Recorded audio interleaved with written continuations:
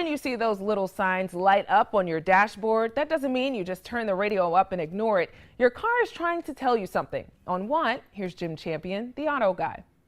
Having a check engine light that's coming on can be annoying, but it shouldn't be ignored. Here's a brief description on how the check engine light system works and some of the main reasons why the light comes on. One of the main reasons the check engine light system was introduced was to make sure that vehicles complied with EPA pollution regulations.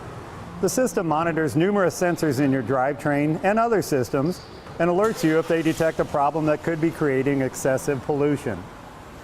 The EVAP system has to do with collecting unburned gas fumes in the fuel system and storing them in a charcoal canister rather than having them released to the outside atmosphere.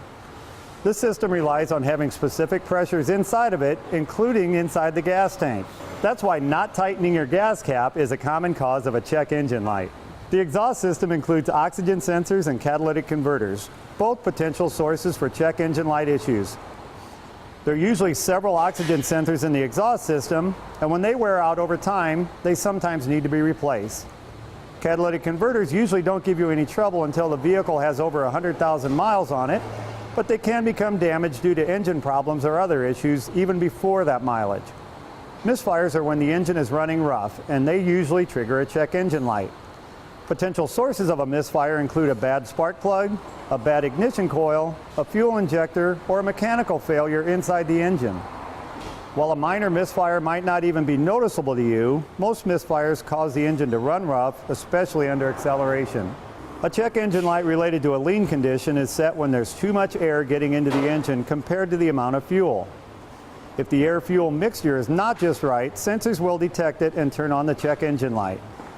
Potential causes of too much air getting into the engine include a disconnected vacuum hose under the hood, low fuel pressure, or more complicated issues such as a leaking intake manifold. Check engine lights can even be related to your transmission on your vehicle, as they are controlled more and more by electronic parts and sensors. Many times people ignore a check engine light because the vehicle seems to be running okay, but that might be costing you money due to decreased gas mileage and you don't even realize it. Another important issue is a check engine light that's flashing.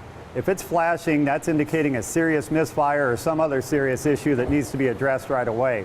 If you don't get it addressed, it can ruin your catalytic converter, which is an expensive part, and I guarantee you that's going to ruin your day as well. For Channel 6 News, I'm Jim Champion, the auto guy.